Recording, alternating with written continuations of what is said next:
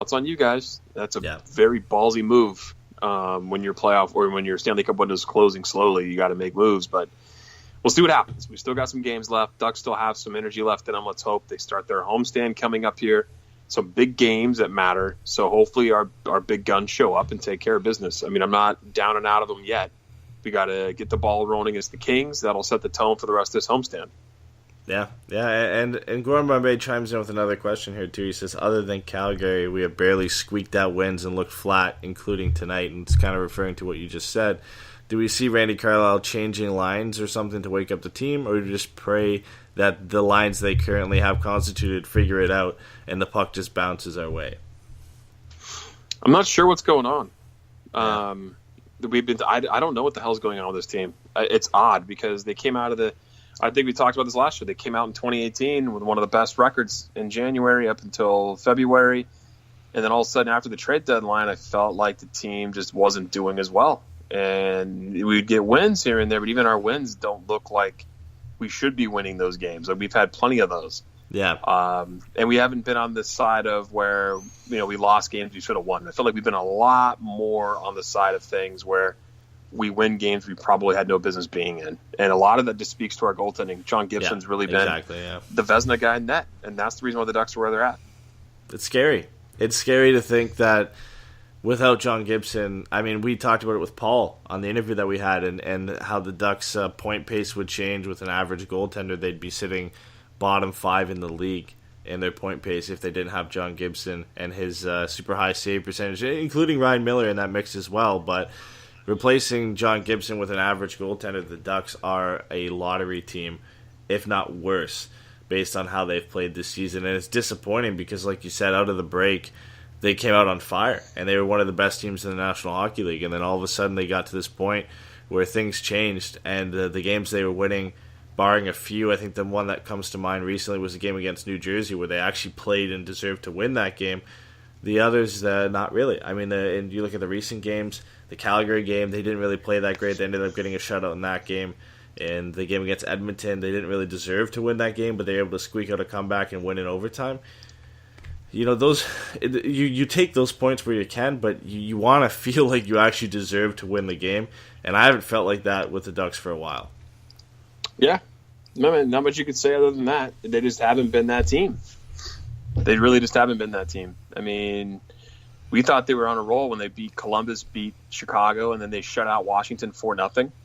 And then they went out and lost to Nashville and Dallas on those back-to-backs. And then they lost to St. Louis. And now it squeaks us right back up here where I felt like that Vancouver game, remember that game was kind of a dud too. And they won that one 3-0. And they let that Detroit team become a very competitive Detroit team a couple of Fridays ago, which was also a win. And then, like you said, the New Jersey game after, that game was probably the most complete game we've seen them play in weeks. Yeah. And then you got this most recent road trip where, I mean, let's be honest, they didn't deserve to win that game at Edmonton. No, and they didn't look good against Calgary either, and they came out with a 3-0 win. I mean, a 4-0 win, but they won that game. Sorry, yeah. They didn't look good in any of these games, but they picked up 7 points. So, you'll take it, but it doesn't bode well for the remaining 5 games. Yeah. It doesn't at all. We have a lot of work to do when they come back home. Yeah. Chase kind of bringing up a good point after the trade deadline, saying maybe the players feel that management doesn't have enough confidence in this team because of the no moves that were made, and the Bob Murray comments in the Athletic article when they came out. I mean, there's always a possibility. I mean, these guys are definitely human and have egos and feel like maybe they're trying to give one back to them. But when you have a month of March where the majority of your games are at home, you need to win those games. And you got to make sure you clean up the easy ones on the road, and they just couldn't do it. I mean, they only had 6 away games this month. And I think they lost against Nashville, lost against Dallas, beat Calgary, lost against Winnipeg, barely squeaked out a win in Edmonton, then lost to Vancouver. Just not a good road showing this month, and now that's not the time to blow it when points are on the line. Yeah, no, for sure. Getting into some of the comments we had on Twitter and Reddit, Kyle asked us pretty early on during this game. It was kind of just I guess it wasn't a question, but he said the guys should buy Gibby something really nice at the end of the season for getting them where they are. I think a Vezina trophy would be a nice start, but or at least a playoff berth would also be a nice gift if they could get him something like that. I mean, does Gibby really want to be in net in the playoffs to get shelled at this point with the way this team's been playing? I'm kidding. I feel like we want them to go to the playoffs. 100%. I'm teasing. I just know if they play one of those top two teams, it's going to be a rough go. But maybe this team has something more to give. I think that the best gift they could give him right now is winning out the rest of their games, proving that we can't rely on you all the time. You've carried us. This is the stretch. That's what Gibby wants, right? He put the Ducks on his back and put them in position. And it's up to the other players now to step up and start producing again. We need that Henry Kasha line to start going, and we need the Kessler line to put up a couple of points. So we'll see how the boys respond on this homestand. This is a big stretch coming up. Yeah, and Randall kind of bringing up what we had mentioned earlier. He brought up the first reference to Randy Carlyle and his career behind the bench with the Ducks, or his future behind the bench. He said, if we don't make the playoffs, does it spell the end of Carlisle? He says, don't know how much I can keep watching the dump, chase, dump and chase. I don't think it spells anything for Carlisle other than he's going to get a pass on this season, as we said before, on the injury cases that kept happening along this way. A guy they signed to a 3-year deal, not even being able to play all. I think he played one game. I believe that was what Patrick Hughes played this season. Yeah. So Carlisle's definitely going to get the pass on this one 100%. I don't think anything is going to happen there.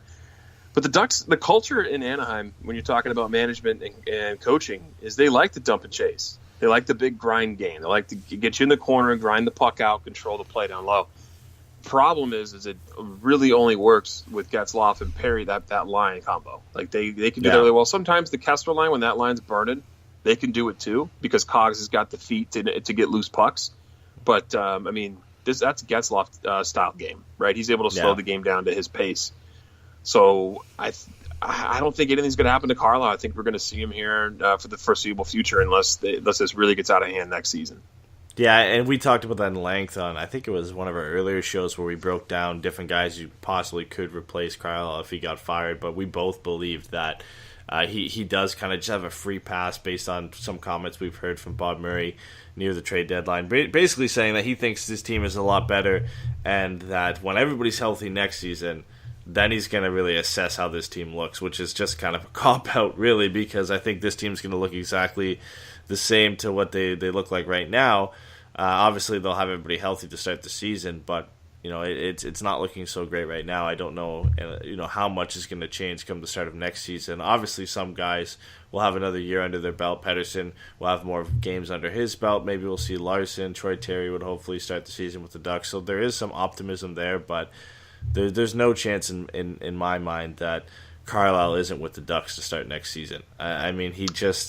He's just in he's not really on a hot seat right now. He's kind of got a comfy space behind that bench, got the support from the GM. I don't see him being anywhere else.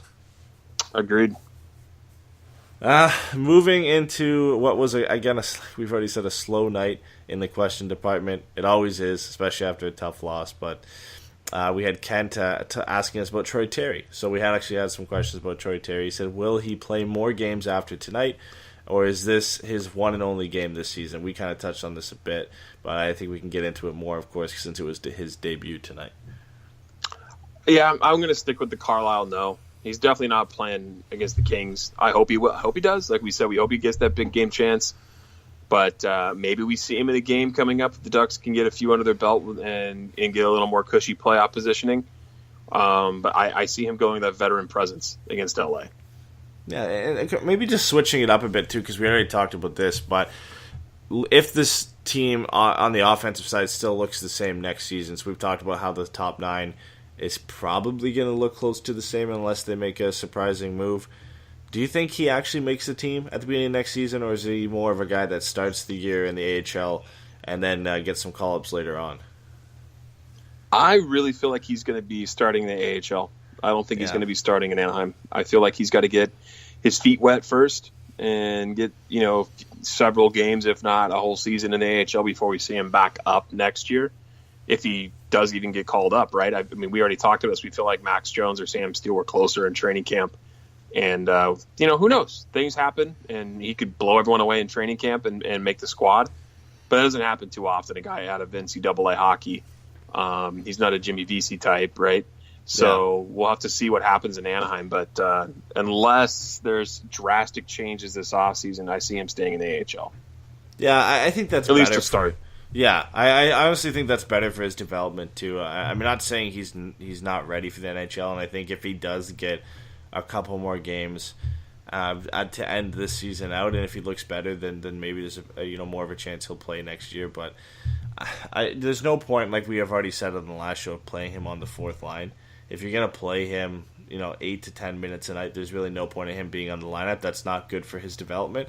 I would love to see him tear it up in the AHL before he gets a longer look with the Ducks. I always like that some players have to take that step and dominate in the AHL before they come up to the big team, and that's kind of what, if you look at one team who's been doing that a lot, and I guess they have the freedom to, that is the Arizona Coyotes.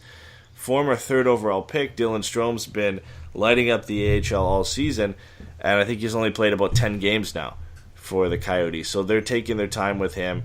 And I'm not saying Terry's the same quality of player as Dylan Strome, but there's nothing wrong with taking your time with a guy who's only 20 years old. I mean, you might as well get him some more seasoning, get a full pro season in the AHL under his belt, maybe give him a couple call-ups, and then see where you go from there. I agree with that one, man. I mean, you got to let your guy get time to adjust to the game, the speed of the game and the size of the players. It's way different than NCAA. Yeah, and he took that big hit from Biega, so I think that welcome to the NHL and the difference in physicality right off the bat. Moving into our last question here from Paula on Twitter, and we're getting back into the frustrating loss here, but she said, how frustrating was it to not get these 2 points against the Canucks? Total bummer. Yep, that's exactly what it was. It was a bummer. Just the only goal that you're going to put up tonight is a gimme by the stanchion. They gifted you something, and all you had to do was come out in the third period and fight, and you couldn't do it. I could go on a rant about how disappointed this game was, but I'm not sure everybody would want to stay tuned in for it. It's just not the game we wanted, and it's just nothing that anybody wanted to see. Moving on, man. Got to move on and look forward to that LA game, because I really thought this was an easy 2 points, but our Ducks let us down. They let themselves down, and they put themselves in a hole. Yeah. Chase actually brings up an interesting question in the chat in regards to Nick Ritchie. He says, do you think the Ducks rushed his development? He didn't have that much time in the AHL. He played 38 games with the Gulls, had 4 seasons in the OHL, and then immediately jumped into the Ducks lineup and has been a mainstay in their lineup ever since. He lit up the AHL when he was there, from my understanding. He played really well with the Gulls, and he earned his call-ups, and I felt like he showed well for the Ducks in flashes, and it just, this season, he couldn't put it together. I don't know what it is about his game. I don't know. How do you feel about him? I feel like at this point we know what we're getting with Nick Ritchie. He's still young. Yeah. But he'll be 23 years old in the next year, so you kind of feel like you know what player he is. But it could change. I mean, he could get, bumped into a different line. He could get traded. He could go down and to the fourth line and see what happens. But I feel like we know what we're getting with him, and I just don't know. You can't always pick a winner in the first round. It doesn't happen. Yeah. Like you said, he did light up the AHL when he was there, 30 points in 38 games, and ended up having 8 points in 9 playoff games with the Gulls. So he earned his call-up to the Ducks.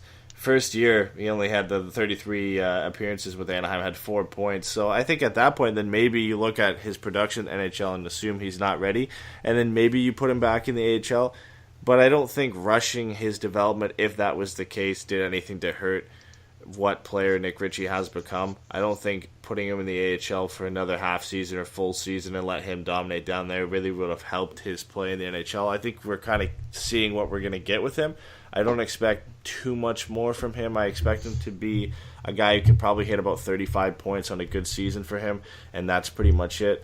Again, there's nothing wrong with having that type of player in your lineup. it's the same issues when we talk about Perry and his production. I think it's the same with Nick Ritchie. We always refer to Perry's contract and the fact that he's not producing at the money he's being paid. And I think for Nick Ritchie, it's the expectation of a 10th overall pick. And you're looking at a guy who's only getting about 28 to 35 points in the season.